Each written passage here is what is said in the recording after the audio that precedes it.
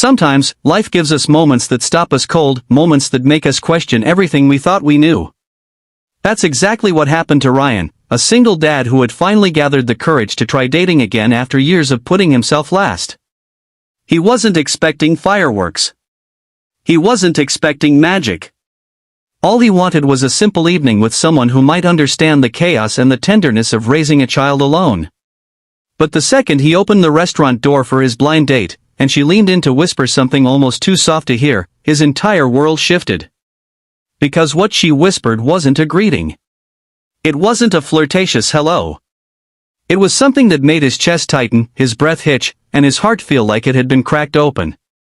And it was only 5 words. I know your daughter helped. Before we dive into what happened next, make sure you hit that subscribe button, like the video, and share your thoughts in the comments. Your support helps us grow this community of heartfelt stories on your channel name, where kindness, hope, and real human moments matter. Now, let's begin. Ryan had been a single father for almost 8 years. His daughter, Emily, was 9, smart, imaginative, a little shy, and obsessed with drawing fairy tale characters on every piece of scrap paper she could find.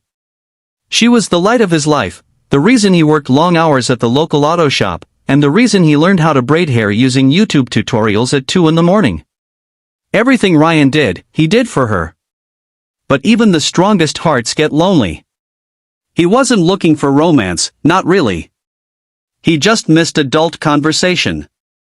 He missed sharing moments that didn't involve homework logs, permission slips, or bedtime stories.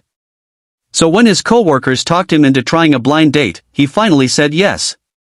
The woman's name was Lena.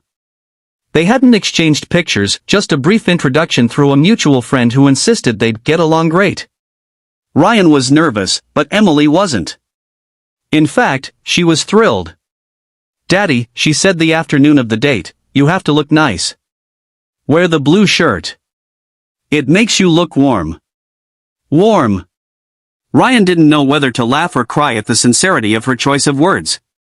Emily watched him get ready with the seriousness of a wedding planner. She helped comb his hair, straightened his collar, and even tucked a little folded note into his pocket, giggling as she refused to show him what it said.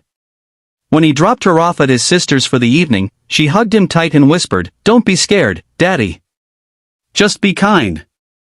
Those words replayed in his head as he drove to the restaurant. He arrived 5 minutes early, heart pounding. The restaurant was warm, dimly lit, and filled with the soft hum of clinking glasses and quiet conversations. He spotted the table they had reserved near the window and took a deep breath before walking to the entrance to wait for her. When the door opened, and a woman stepped inside, Ryan felt the air shift. Lena was graceful, with soft brown hair, bright eyes, and a calm presence that immediately softened him. She smiled, warm and genuine, and Ryan instinctively stepped forward to hold the door open. As she walked past him, she leaned in, almost too gently, and whispered those 5 strange, unsettling words. "I know your daughter helped." Ryan froze mid-motion. He blinked. What?" She stepped back slightly, her expression kind. "Sorry. I didn't mean to confuse you. I recognized the handwriting on the little note in your pocket." Ryan felt heat rush to his cheeks. He reached into his pocket and pulled out the small folded scrap of paper Emily had tucked there. He hadn't opened it yet. "May I?" Lena asked softly. He handed it to her, still too stunned to speak. She opened it and smiled. Inside was a shaky crayon drawing of a man and a woman sitting at a table, holding hands, with the words, "Be nice to her, she might be lonely too." Ryan's heart ached, not from embarrassment, but from the pure, innocent kindness of his daughter, and the unexpected familiarity in Lena's expression. When they sat down, Ryan apologized, still flustered. But Lena simply shook her head.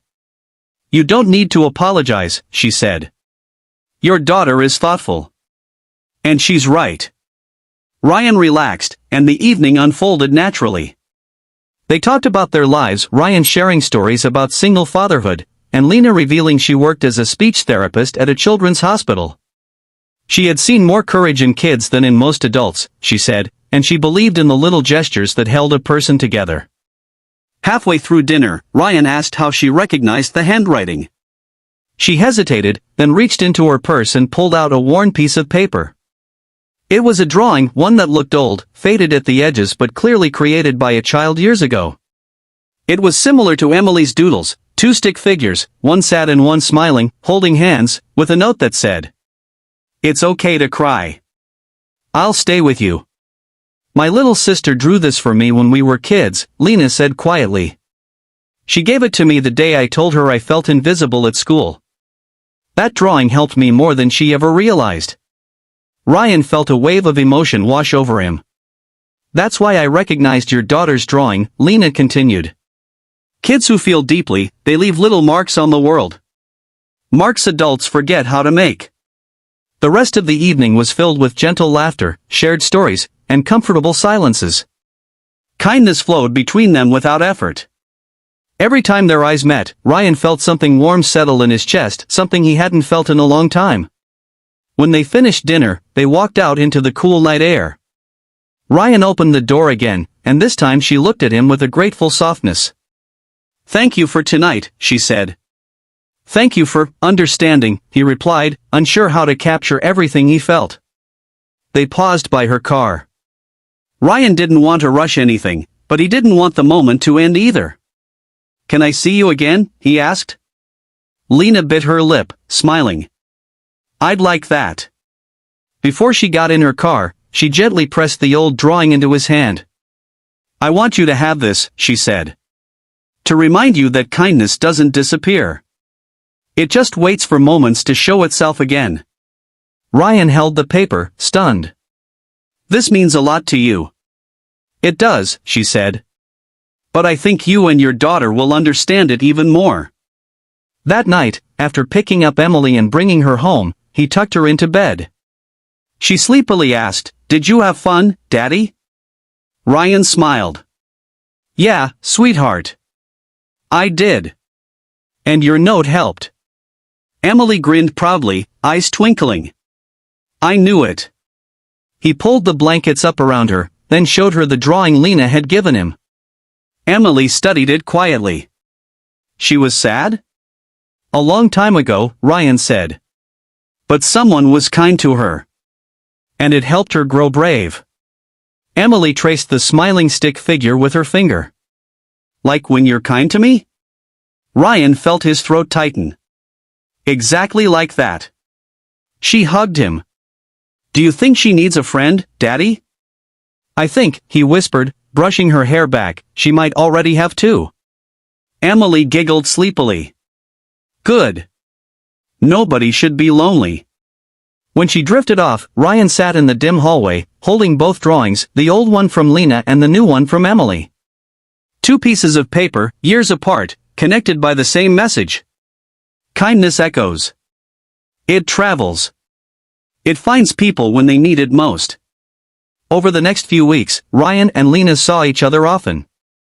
Their connection grew slowly, gently, like something fragile but real. Emily adored her instantly, and Lena met her with the same sincerity she had shown that first night. If someone saw them from afar, a single dad, a thoughtful woman, and a bright-eyed child, they might assume it was just another small family. But to Ryan, it felt like hope. It felt like a second chance life had been saving for him. One evening, as the three of them walked by a lake near their town, Emily slipped her hand into Lena's. "Are you lonely anymore?" she asked. Lena smiled, squeezing her hand. "Not anymore." Ryan watched them, his heart full.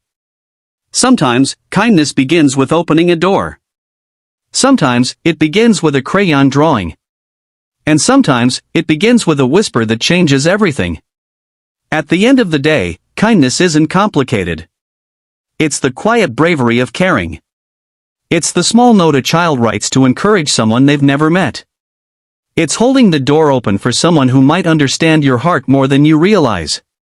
This story reminds us that kindness doesn't just touch the people we aim it toward, it ripples, connecting strangers, mending old hurts, and opening new beginnings.